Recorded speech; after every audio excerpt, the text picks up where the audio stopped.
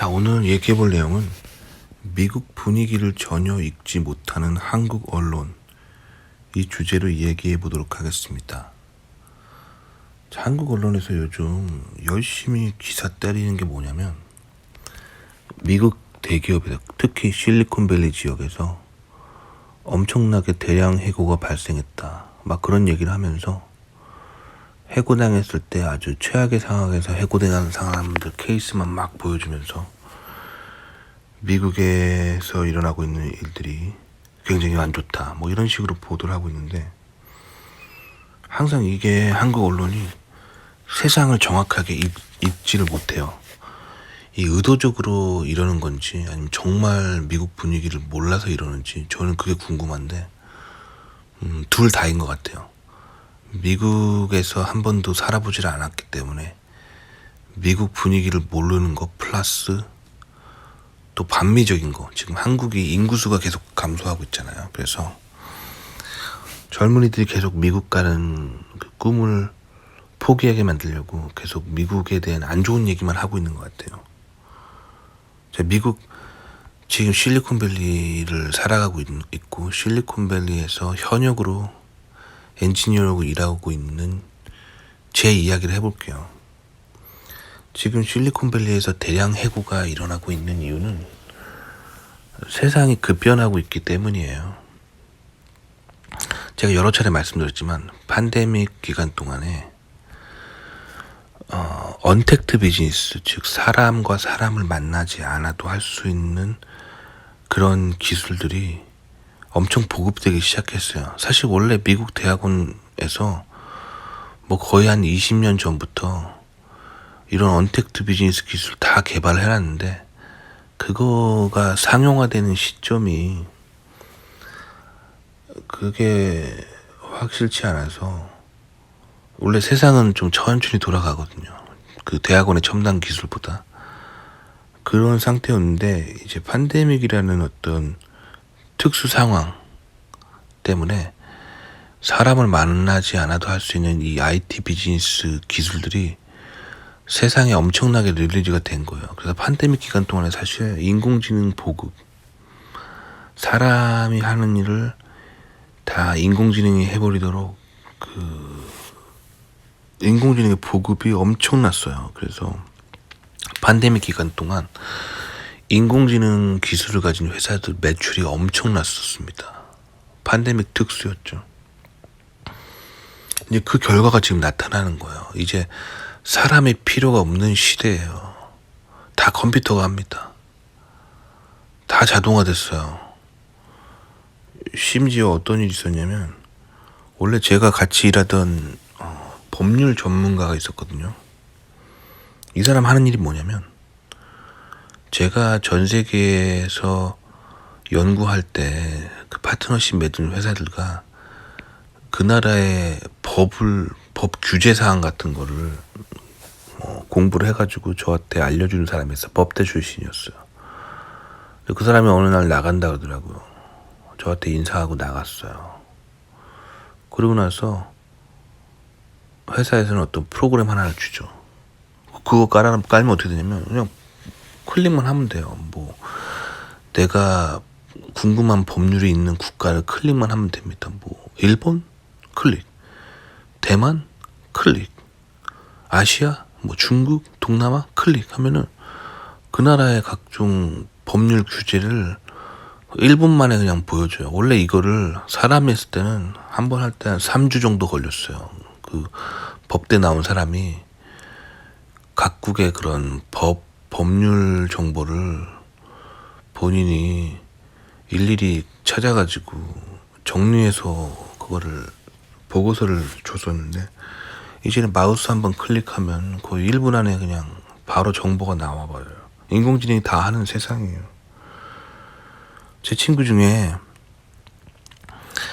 그 법률 서비스 하는 회사에 일하는 애가 있는데, 그 친구가 했던 일이 뭐냐면, 집을 구매할 때 그 부동산을 끼고 그 집과 관련해서 법률적인 문제를 해결해주는 전문 회사를 다니는 친구가 있는데, 그 친구가 이제 먹고 살 걱정을 합니다. 왜냐면 자기가 거의 한 달 정도 법률 문제를 연구한 다음에 그거를 고객들한테 조언해주는 서비스였는데 그 회사 하는 일이 마찬가지예요. 이제는 그냥 집 주소만 딱 치면은 컴퓨터가 알아서 그 집 반경 뭐 20마일 이내에 벌어지고 있는 모든 법률적인 문제를 알아서 다 찾아가지고 거의 한 5분 만에 보고서를 만들어줘요. 그러니까 이제 세상이 이렇게 변하고 있는 거예요. 근데 왜 한국 언론은 이거를 전혀 캐치를 못하고 맨날 미국 대기업의 잔인한 해고하면서 막 온갖 나쁜 얘기만 하면서 그래서 미국의 자본주의가 문제가 있다 이 얘기를 하고 싶은 거예요. 그래서 결론이 뭐냐면 본인들이 좋아하고 사랑하는 좌파 사회주의를 좀 더 얘기하고 싶은 거예요. 그러니까 사람이 이래요. 항상 자기가 원하는 것만 보고 원하는 얘기만 하는 거예요. 그러니까 한국 언론이 문제가 이거예요. 앞뒤 딱딱 자르고 세상에 돌아가는 거를 설명해주지 못한 채 의도적으로 그러는 건지 정말 세상 보는 눈이 없어서 그러는 건지 그건 모르겠는데 둘 다인 것 같아요. 제 생각. 앞뒤 딱딱 자르고 자기가 하고 싶은 얘기만 해요. 그래서 결론은 그래서 사회주의. 그래서 좌성향이 옳다. 이 얘기를 하고 싶은 거예요. 그러니까 그럼 왜 언론은 항상 그렇게 특히 한국 언론은 왜 이렇게 아니야 미국 언론도 좀 그렇죠. 왜 그렇게 좌성향을 이렇게 좌성향을 막 얘기하고 싶어서 안달이 났을까요? 좌성향이란 거에 그 근본이 뭔지 잘 아셔야 돼요. 좌성향의 기본은 사람들에게 사회 불만을 갖도록 선동하는 거예요. 근데 사회 불만이 많은 사람들이 누구냐면 가난한 사람들이에요. 한마디로 가난한 사람들을 선동하기 위한 그런 이데올로기죠. 이런 이데올로기예요. 근데 그래서 돈이 많은 사람, 먹고 살 만한 사람은 선동당하지 않아요.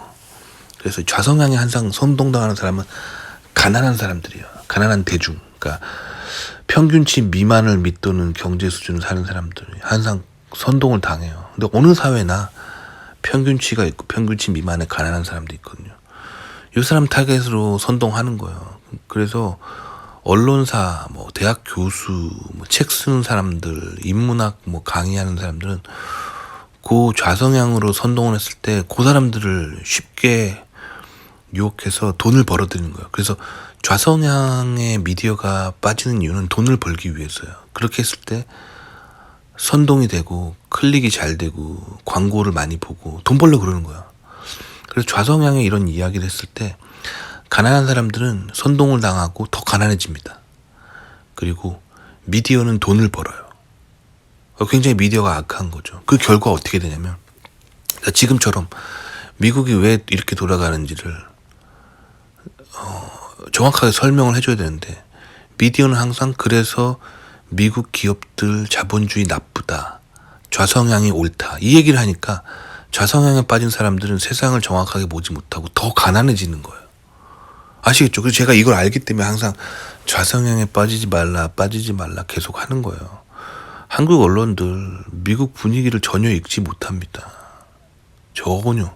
그래서 님들이 미국 관련 뉴스를 한국에서 보면은 계속 손해봐요. 지금 미국 현재 분위기 알려드릴게요. 지금 제가 정말 제 이메일 개인 이메일을 열잖아요. 그러면 지금 제가 지난 한 주간 받은 영입 제의, 그러니까 자기네 회사 와달라고 영입 제의가 거의 지금 하루에 한 통, 두 통, 하루에 한 두 통, 평균 하루에 2통 정도 다른 회사에서 제의를 받아요. 그러니까 일주일이면 거의 한 15통 정도의 이메일을 받아요. 제가 지금 현재 상황이. 근데 다 보면은 막 세계적인 회사예요. 뭐 실리콘밸리에 있는 A사, 뭐 G사, 내가 지금 그대로 읽어줄게 제 이메일에. 실리콘밸리에 있는 A사에서 영입제의 2통 왔고, G사에서 영입제의 1통 왔고, 이메일이.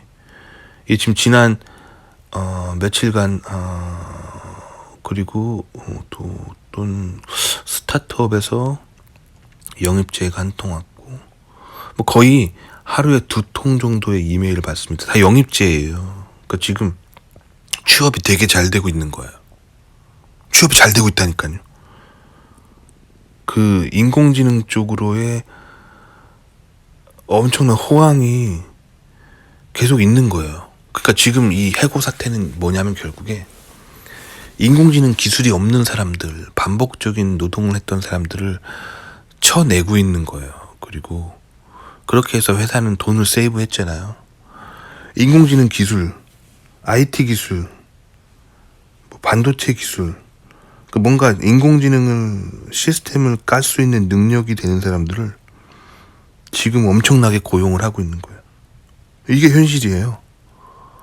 자, 그럼 이런 얘기를 한국 언론에서 하면 어떻게 될까요? 한국 언론에 대놓고 지금 미국이 저 대량 해고하는 거는 인공지능 기술 없는 사람 다 해고하고 있고, 그 다음에 인공지능 기술 가진 사람은 지금 엄청나게 고용을 하고 있다. 요 현실을 그냥 딱 얘기하면 어떻게 될까요? 바로 한국의 그 명문대들 있잖아.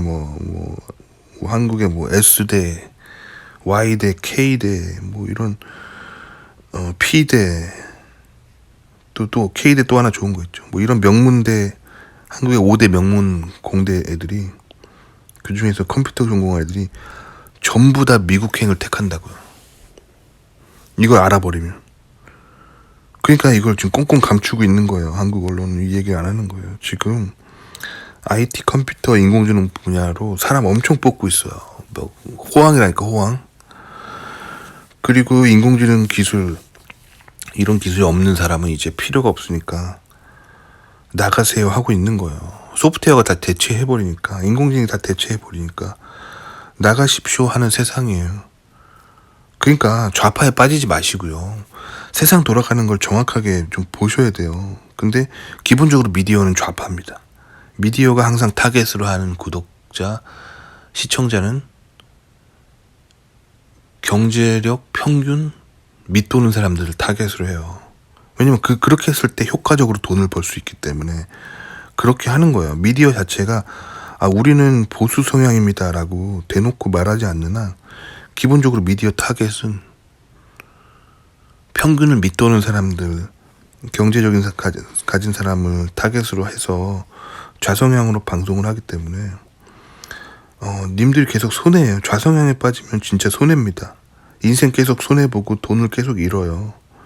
그러니까 본인이 가난하면 가난할수록 좌성향에서 나오셔야 돼요. 제가 항상 그래서 좌성향에 빠지지 말라라고 얘기하는 겁니다.